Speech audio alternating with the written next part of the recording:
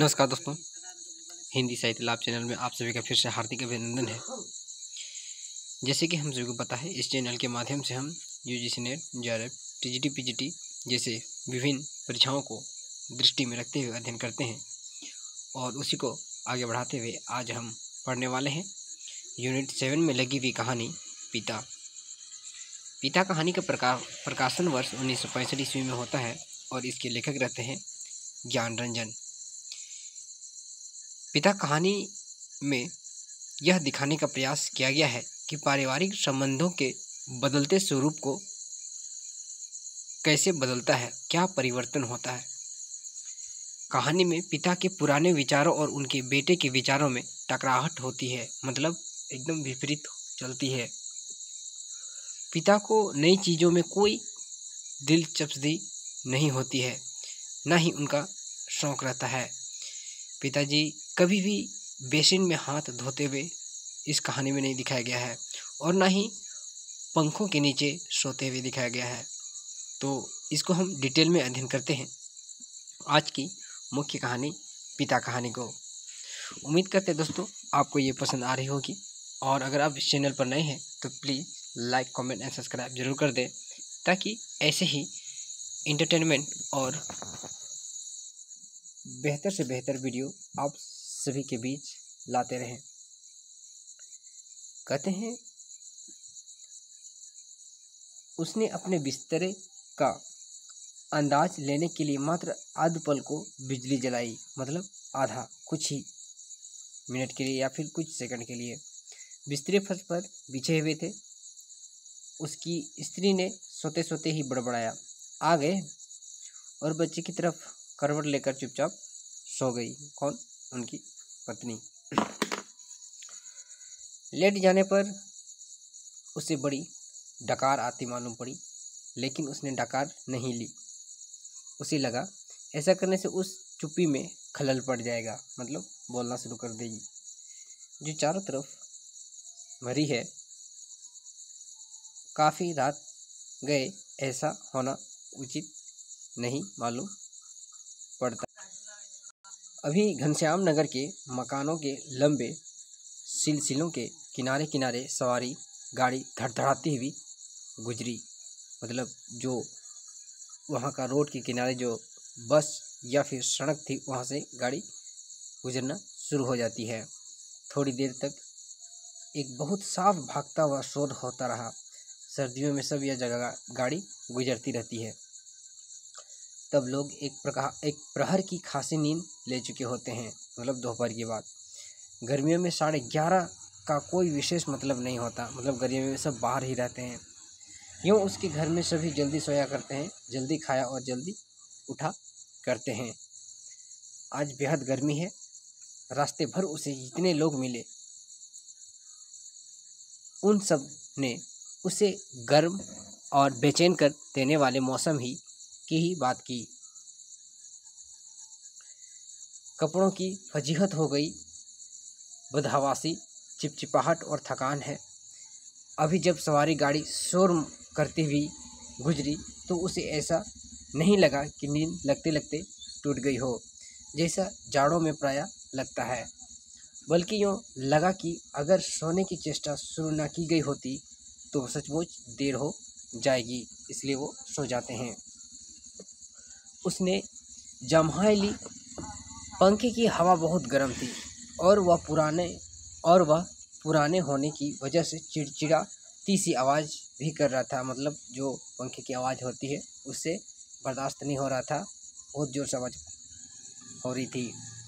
उसे लगा दूसरे कमरों में भी लोग शायद उसी की तरह जम्हाई ले रहे होंगे, लेकिन दूसरे कमरों के पंखे पुराने नहीं हैं, मतलब नए हैं। उसने सोचना बंद करके अन्य कमरों की आहट लेना चाहिए। उसे कोई बहुत मासूम सी ध्वनि 1-1.5 मिनट तक नहीं सुनाई दी, मतलब पंखे दूसरे रूम से सुनाई नहीं दे रही थी, तो सन्नाटे में काफ़ी तेज होकर आ सकती हो।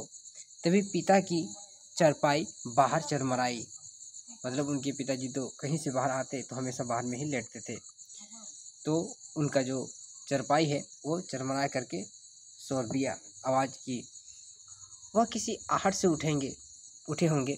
उन्होंने डांट कर उस बिल्ली को रोना चुप कराया जो शुरू हो गया था। बिल्ली थोड़ी देर चुप रहकर फिर रोने लगी। अब पिता ने डंडे को गज पर कई बार पटका और उस दिशा की तरफ खदेड़ने वाले ढंग से दौड़े जिधर से रोना आ रहा था और हट हट चिल्लाए। मतलब एक गांव देहात में जो होता है ऐसे ही लगभग होता है कि जब बिल्ली रोती है तो उसको अशुभ माना जाता है, इसलिए उसको भगा दिया जाता है। तो उसी प्रकार उनके पिताजी भी कर रहे थे। जब वह घूम फिर कर लौट रहा था तो पिता अपना बिस्तर बाहर लगाकर बैठे थे। कनखी से उसने अपनी गंजी से पीठ का पसीना रगड़ते हुए देखा और बचता हुआ वह घर के अंदर दाखिल हो गया, मतलब अंदर चले गए। उसे लगा पिता को गर्मी की वजह से नींद नहीं आ रही है, लेकिन उसे इस स्थिति से रोष हुआ। सब लोग पिता से अंदर पंखे के नीचे सोने के लिए कहा करते थे, पर वह जरा भी नहीं सुनते। हमें क्या भोगे कष्ट, मतलब वो लोग अपना बेटा लोग कहता है कि पापा अंदर सो जाइए, लेकिन वो उनके बात को नहीं सुनते हैं। कुछ देर पड़े रहने के बाद वह उठा और उसने उत्सुकतावश खिड़की से झाँका। सड़क की बत्ती छाती पर है। गर्मियों में वह बेहद अखर जाता है। पिता ने कई बार करवटें बदली, फिर शायद चैन की उम्मीद में पार्टी पर बैठ पंखा झलने लगे, मतलब हैंड फैन जो होता है। पंखे की डंडी से पीठ का वह हिस्सा खुजाते हैं जहाँ हाथ की उंगलियां दिक्कत से पहुँचती है। आकाश और दरख्तों की तरफ देखते हैं। रिलीफ पाने की किसी बहुत हल्की उम्मीद शिकायत उगलते हैं। बड़ी भयंकर गर्मी है ना, एक पत्ता भी नहीं डोलता, मतलब गर्मी इतनी रहती है कि हवा भी नहीं चल रही थी। उनका यह वाक्य तो नितांत व्यर्थ है, अभी अभी बीते क्षण में डूब गया। गर्मी बरकरार है और रहेगी, क्योंकि वह जाड़े बरसात का मौसम नहीं है। पिता उठकर घूमने लगते हैं। यह एक दो बार घर का चक्कर चौकीदारों की तरह हो और करते हुए लगाते हैं ताकि कोई सेंध वेंध न लग सके। लौटकर थके स्वर में हे ईश्वर कहते हुए उंगली में माथे का पसीना काटकर पसीना जमीन पर चुवाते लगते हैं। कौन? उनके पिताजी। बड़ा गजब है। कमरे की दीवार से टिक कर बैठ जाने पर वह काफ़ी तनाव में सोचने लगा। और उनके पिताजी अंदर कमरों में पंखों के नीचे घर के सभी दूसरे लोग आराम से पसरे हैं, मतलब पंखा के नीचे सो रहे हैं। इस साल जो नया पेडस्टल खरीदा गया है वह आंगन में दादी अम्मा के लिए लगता है, मतलब पंखा जो खरीदा गया है। बिजली का मीटर तेज चल रहा होगा, पैसे खर्च रहे होंगे, लेकिन पिता की रात कष्ट में ही है। लेकिन गजब या नहीं है, गजब तो है पिता की जिद। वह दूसरे का आग्रह अनुरोध माने तब ना। पता नहीं क्यों पिता की जीवन अनिवार्य सुविधाओं से भी चिढ़ते हैं। वह झल्लाने लगते हैं, मतलब क्या फिजूल खर्ची। उनके सामने लगता है कि ये सब फिजूल खर्ची है। चौक से आते वक्त 4 आने की जगह 3 आने और 3 आने में तैयार होने पर 2 आने में चलने वाले रिक्शे के लिए पिताजी घंटे घंटे खड़े रहेंगे। धीरे धीरे सबके लिए सुविधाएं जुटाते रहेंगे, लेकिन खुद उसमें नहीं या कम से कम शामिल होंगे। पहले लोग उनकी काफ़ी चिरौरी किया करते थे, मतलब चिढ़ाते थे। अब लोग हार गए हैं, जानने लगे हैं कि पिता के आगे किसी की नहीं चलेगी।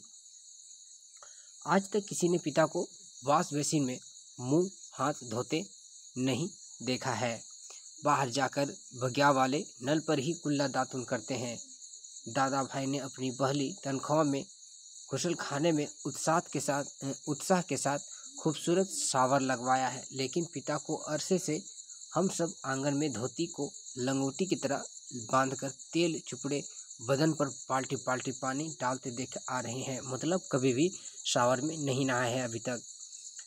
खुले में स्नान करेंगे, झेनू से छाती और पीठ का मैल काटेंगे। शुरू में दादा भाई ने सोचा पिता उसके द्वारा शावर लगवाने से बहुत खुश होंगे, उन्हें कई चीज़ का उत्साह होगा। पिता ने जब कोई उत्साह प्रकट नहीं किया तो दादा भाई मन ही मन काफ़ी निराश हो गए। एक दो बार उन्होंने हिम्मत करके कहा भी, आप अंदर आराम से क्यों नहीं नहाते? तब भी पिता अपनी आसानी से उसे टाल गए, मतलब बात को नहीं अनसुना कर देते हैं। लड़की द्वारा बाजार से लाई बिस्किटें, महंगे फल, पिता कुछ भी नहीं लेते। मतलब उनके पिताजी उस चीज़ का सेवन नहीं करते, कभी लेते भी तो बहुत नाक भौं सिकोड़कर उसके बेस्वाद होने की बात शुरू में ही जोर देते हुए कहते, अपनी अमावट गजक और दाल रोटी के अलावा दूसरों द्वारा लाई गई चीज़ों में श्रेष्ठता तो वह कभी प्रभावित नहीं होते। वह हाथ पांव जानते हैं अपना अर्जन और उसी में उन्हें संतोष है। वे पुत्र जो पिता के कुल्लू का सेब मंगाने और दिल्ली एम्पोरियम से बढ़िया धोतियां मंगाकर उन्हें पहनाने का उत्साह रखते थे, अब तेजी से पिता विरोधी होते जा रहे हैं। मतलब बेटा लोग को लगता है कि अच्छा पापा को पहनाया जाएगा, लेकिन उनके पिताजी रहते हैं उन सब चीज़ों का विरोध करते हैं या फिर नहीं करते हैं। सुखी बच्चे भी अब गाहे बगाहे मुंह खोलते हैं और क्रोध उगल देते हैं। लद लद बाहर आम की 2 सिकरों के लगभग एक साथ गिरने की आवाज़ आई। वह जानता है कि पिता आवाज़ से स्थान साधने की कोशिश करेंगे, मतलब कोशिश करेंगे कि स्थान बदल दिया जाए। टटोलते टटोलते अंधेरे में आम खोजेंगे और खाली गमले में इकट्ठा करते जाएंगे।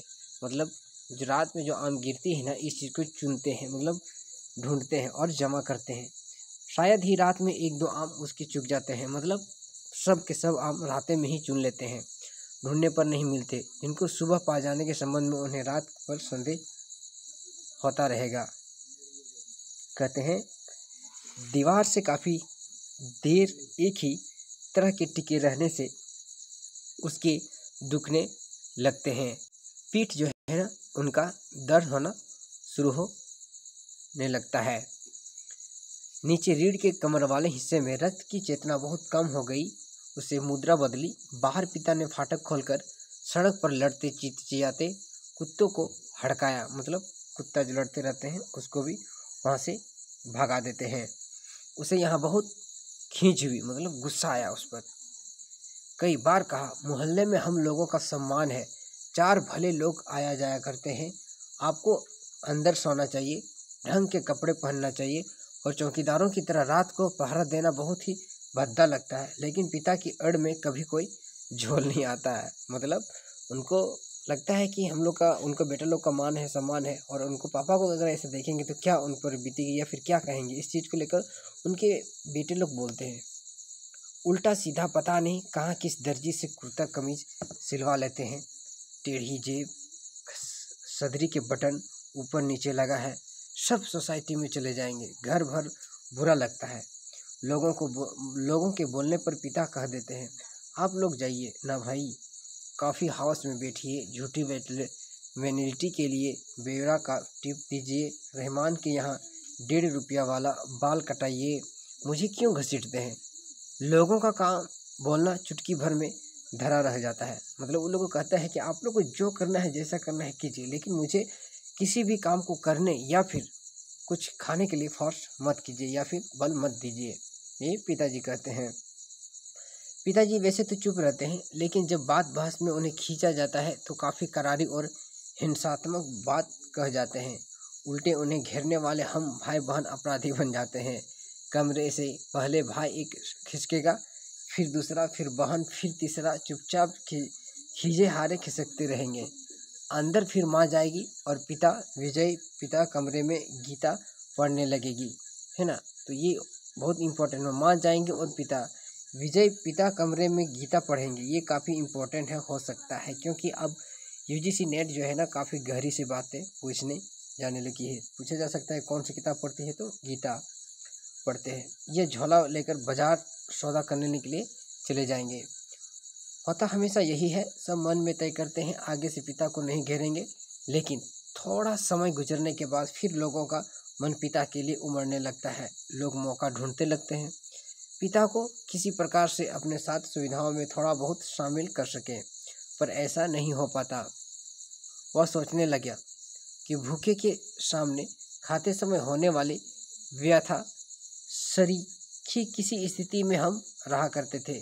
यद्यपि अपना खाना हम कभी स्थगित नहीं करते, फिर भी पिता की असंतृप्ति के कारण व्याकुल और अधीर तो है ही। मतलब उनके पिताजी का खाना विरहन देख के कभी कभी इन लोग को भी मुसीबत या दिक्कत में पड़ जाते। पिता अद्भुत और विचित्र है, वह सोचते हुए उठा। कमरे में घूमने या सिगरेट पी सकने की सुविधा नहीं थी, अन्यथा वह वैसे ही करता। उसने उसे सो जाने की इच्छा की और अपने को असहाय पाया। ये सब पात्र एक प्रकार से करता है। शायद नींद नहीं आ सकेगी, यह ख्याल उसे घबराने लगा। पिता अद्भुत और विचित्र है, यह बात वह भूल नहीं रहा था। पिछले जाड़ों में वह अपने लोभ को कुचलकर मुश्किल एक कोट का बेहतरीन कपड़ा पिता के लिए लाया। पहले तो वह उसे लेने और तैयार नहीं हुए, लेकिन माँ के काफ़ी घुड़कने फुड़कने से राजी हो गए। उसी खुलाबाद के किसी लपटू दर्जी के यहाँ सिलाने चल दिए। कैसा क्या कपड़ा को। सुधीर ने कहा, कपड़ा कीमती है, चलिए एक अच्छी जगह में आपका नाप दिलवा दूँ, पर ठीक सिएगा, मेरा परिचित भी है। कौन कहता है? सुधीर। ये क्या है? पात्र हैं, इम्पोर्टेंट पात्र। इस बात पर पिता ने काफ़ी हिकारत उगली, मतलब है क्या महंगी वहाँ से सिलवाना। वह चिढ़ उठे, मैं सबको जानता हूँ, वही म्यूनिसिपल मार्केट के छोटे मोटे दर्जियों से काम कराते और अपना लेबल लगा लेते। सब साहब लोग, मैंने कलकत्ते के हाल एड्रेसन के सिले कोट पहने हैं अपने ज़माने में, जिनके यहाँ अच्छे खासे यूरोपियन लोग कपड़े सिलवाते थे। ये फैशन जिससे आगे आप लोग चक्कर लगाया करते थे या लगाया करते हैं, उसके आगे पाँव की धूल है, मतलब कुछ नहीं है। मुझे व्यर्थ पैसा नहीं खर्च करना है। कितना परस्पर विरोधी तर्क किया पिता ने। ऐसा यह अपनी जिद को सर्वोपरि रखने के लिए क्या करते हैं। फिर सुधीर ने भी कपड़ा छोड़ दिया। जहाँ चाहिए सिलवाइए, भाड़ में झोंक आइए, हमें क्या। वह धीमे धीमे बुदबुदाया। ए पिता बाहर अकबकाकर उठ पड़े। शायद थोड़ी देर पहले भी आम बगीचे में गिरा था, उसकी आवाज़ से वह सुन पड़ी, मतलब अब आम गिरा तो उधर चल दिए। वह खिड़की के बाहर देखने लगा। कौन? उनके पिता। किंचित टिकटिका सा पीठ के पसीने से बनियान चिपक गई थी। बेहद घुटती हुई गर्मी, उसका मन माथा जाता था। बीवी पड़ी आराम से सो रही है, उसे कुछ पता नहीं। शायद पिता की खाट खाली थी, वह गिरा आम टटोलने के लिए। बगिया में घुसे होंगे। पिता कितने विचित्र हैं। लंबे समय से वह केवल 2 ही ग्रंथ पढ़ते हैं आ रहे हैं, यंत्रवत नियमवत, रामायण और गीता। ये काफ़ी इम्पोर्टेंट है कि पिता किन 2 ग्रंथ पढ़ते हैं, तो रामायण और गीता। लंबे 35 वर्षों तक अखंड केवल रामायण और गीता। ये काफ़ी क्वेश्चन इंपॉर्टेंट है और प्रीवियस में ये क्वेश्चन पूछी भी गई है कि कितने वर्षों से पढ़ रहे हैं, तो 35 वर्षों से 35, ठीक है। उसके पहले युवा काल में जो कुछ जितना कुछ पढ़ा हो, उन्होंने कभी उसका ब्यावा, कभी कभी सम्मानजनक और कभी कभी झूठ लगता। यह देख सोचकर कि कोई व्यक्ति केवल 2 पुस्तकों में जिंदगी और 35 वर्ष काट सकता है, और कैसे काट सकता है, कितना, 35 वर्ष, 35। तभी उनका बच्चा कुनमुनाकर रोने लगा। उसने तपाक से खिड़की की छोड़ी और अपने बिस्तर पर झूठ-मूठ सो गया। ऐसा ना हो कि देवा बच्चे के रोने से उठ पड़े हो। उसने संदिग्ध अवस्था में देखा, बहुत देर बेकार प्रश्नों द्वारा हलकान करना शुरू कर दे। देवा बच्चे के मुंह में स्तन दे पहले से ही बेखबर हो गई, मतलब दूध पिला रहे। वह खुद बिस्तर पर सोता मालूम पड़ भी जागता रहा। स्तन चूसने की चप चप चप आवाज़ आती रही और थोड़ी देर बाद बंद हो गई, मतलब बच्चे सो गए। उसने तय किया कि वह देवा के बारे में कुछ सोचे अथवा उसके शरीर को छूता रहे। उसने देवा के कूल्हे पर हाथ रख दिए, लेकिन उसे तनिक भी उत्तेजना अपने अंदर महसूस नहीं हुई। उसने थोड़ी देर उत्तेजना की प्रतीक्षा की। अपनी इस हरकत से वह ऊब होने लगी और मन ही लांछित होने लगा। बाहर पिता सो गए या जाग रहे हैं, जैसा भी हो, वह बड़े ज़बरदस्त हैं। इस समय बाहर रहकर बाहरी होते जा रहे हैं। घर के अंदरूनी हिस्सों में लोग आराम से या कम आराम से किसी तरह से सो तो गए होंगे, पर विषादग्रस्त हुआ अनुभव करने लगा। हमारे समाज में बड़े बूढ़े लोग जैसे बहू बेटियों की निजी जीवन को स्वच्छंद रखने देने के लिए अपना अधिकांश समय बाहर व्यतीत करते हैं। क्या पिता ने भी वैसे ही करना तो शुरू नहीं कर दिया? ये उनकी, मतलब लेखक की मानसिक द्वंद्व को देखते हैं कि कहीं बच्चों की खुशी के लिए, कहीं वो इसलिए तो बाहर तो कुछ अपने लिए नहीं ना बाहर रखने, मतलब रह रहे हैं। उसे पिता बूढ़ेपन का ख्याल आने पर सिंहरण हुई। उसने दृढ़ता से सोचा, पिता अभी बूढ़े नहीं हुए, उन्हें प्रतिक्षण हमारे साथ साथ जीवित रहना चाहिए। भरसक पुरानी जीवन व्यवस्था कितनी कठोर थी, उसके मस्तिष्क में एक खिंचाव होना चाहिए, खिंचाव आ गया है, विषाद सर्वोपरि है। उसे आंखों में हल्का जल लगने लगा, मतलब खटकने लगा। अगर कोई शीत युद्ध ना होता पिता और पुत्रों के बीच, तो उसे जबरन खींच के नीचे लाकर सुला देता। मतलब दोनों के बीच में हमेशा थोड़ी बहुत नोकझोंक होती रहती है, इसलिए शीत युद्ध इसका नाम दिया है। लेकिन उसे लगा कि उसका युवापन एक प्रतिष्ठा की जीत कहीं चुराए बैठा है। वह इस प्रतिष्ठा के आगे कभी बहुत मजबूर, कभी कमजोर हो जाता है और उसे भुगत भी रहा है। दरअसल उसका जी अक्सर चिल्ला उठने को हुआ, पिता तुम हमारे निषेध करते हो, तुम ढोंगी हो, अहंकारी ब्रज अहंकारी। लेकिन वह कभी चिल्लाया नहीं, उसका चिल्ला सकना मुमकिन भी नहीं था।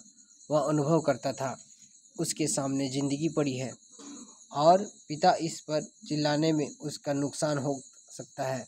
उसको लगा पिता लगातार विजयी है, कठोर है, तो क्या उसके पुत्रों के सामने कभी उसका पसारा नहीं? लगता है दीवारों पर भी पसीना चूचूहा आया है।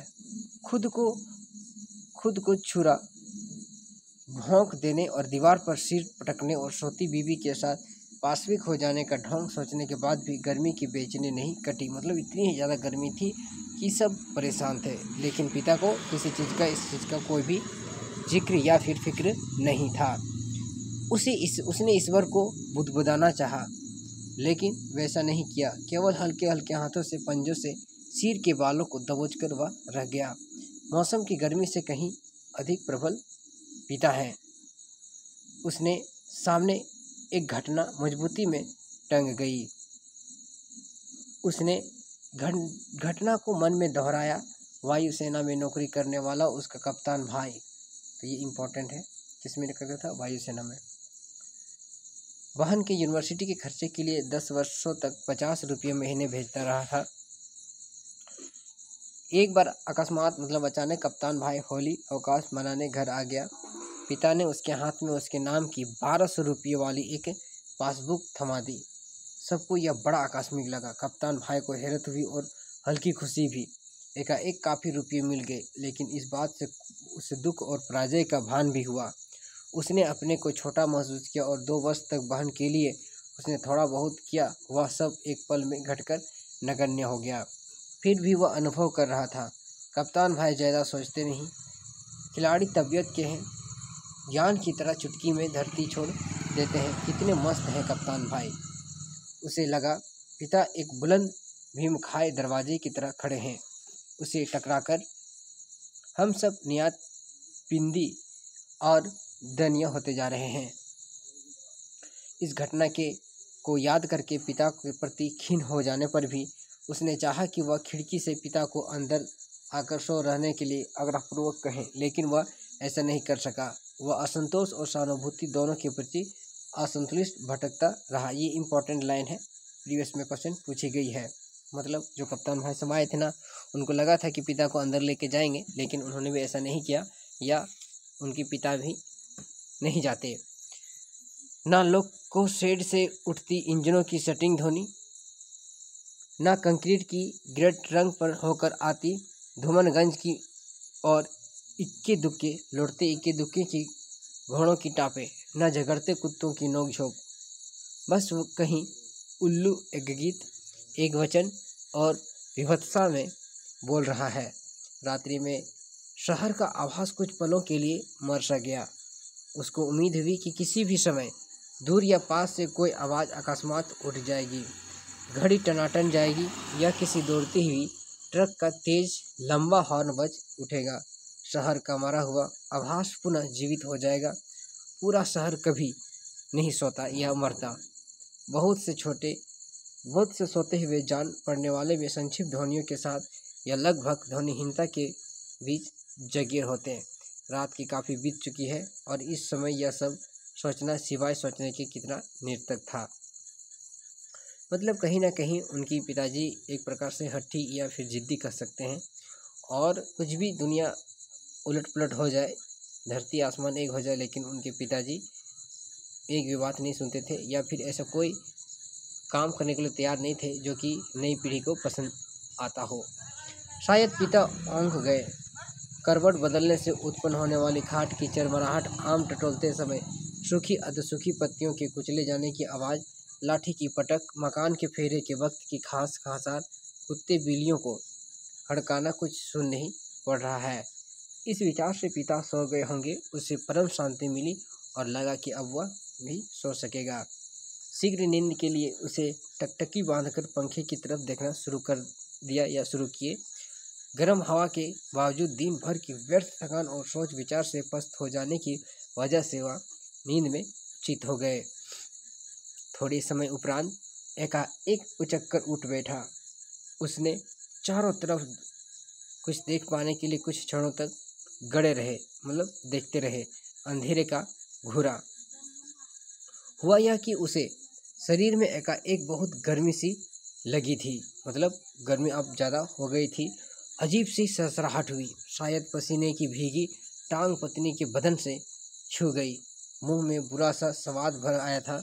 किसी बुरी बीमारी के कारण अक्सर ऐसा हो जाया करता है। उठकर उसने 2-3 कुल्ले किए, ढेर सारा ठंडा पानी पिया। इतना सब कुछ हुआ अर्ध नींद में ही करता रहा। आंगन से पानी पीकर लौटकर समय और इत्मीनान के लिए खिड़की के बाहर देखा। अब तक नींद जो थोड़ी बहुत थी काफूर हो गई। पिता सो नहीं गए अथवा कुछ सोकर पुनः जागे हुए हैं, पता नहीं। अभी भी उसने हे प्रभु, हे राम, तू ही सहारा है कहकर जमाए ली। ऐसा उन्होंने कई दबकर नहीं किया। मतलब एक प्रकार से कह सकते थे गर्मी से पूरा का पूरा परेशान, फिर भी अंदर नहीं जा रहे थे। रात के लिहाज के काफ़ी शोर उठाते कहा, शायद इन्हें इत्मीनान है कि घर में कभी लोग निश्चिंत रूप से सो रहे हैं। पिता ने अपना बिस्तारा गोल मोड़कर खाट के एक सिरे पर रख दिया और वहीं सुराही से प्याले में पानी ले लेकर अपनी खटिया की बांध पर तरतर कर रहे हैं। सुराही से खाट तक और खाट से सुराही तक बार बार आते जाते हैं। बहुत बार ऐसा करने पर खाट का बांध तर हुआ है। इसके बाद उन्होंने पानी पिया और पुनः एक बड़ी आवाज़दार जमाए के साथ लिपटे हुए बिस्तरे का सिरहाना बनाकर निखरी खटिया पर लेट गए। तगड़ा होने के पता नहीं चला कि कितनी देर थी। थोड़ी देर बाद पंखा जमीन पर गिराकर उनका दायां हाथ खटिया की पाटी में झूलने लगा। चारों तरफ धूमिल चांदनी फैलने लगी है। सुबह जो दूर है, मतलब अभी सुबह नहीं होने वाली है, थोड़ा देर है, मतलब हमको लगता है कि 12-1 बज रहा होगा। वे भ्रम के पश्चिम पूर्व की ओर कौवे काँव काँव करते उड़े और खिड़की से हटकर बिस्तरे पर आ गए। अंदर हवा वैसे ही लू की तरह गर्म है। दूसरे कमरे में स्तब्ध है। पता नहीं बाहर की भी उमस और बेचैनी होगी। वह जागते हुए सोचने लगा, अब पिता निश्चित रूप से सो गए होंगे शायद। तो ये था दोस्तों आज का हम सभी का इम्पोर्टेंट और परीक्षा की दृष्टि से महत्वपूर्ण तथ्य और संपूर्ण वर्णन, जो कि एग्जाम की दृष्टि से काफ़ी इम्पोर्टेंट है दोस्तों। अगर आप इस चैनल पर नए हैं तो प्लीज़ इसको ज़रूर सब्सक्राइब कर दें, ताकि हमें भी अपनी मेहनत और बेहतर कंटेंट के साथ पुनः आप सबके बीच में आ सकूं। मिलेंगे जल्द ही, तब तक के लिए धन्यवाद।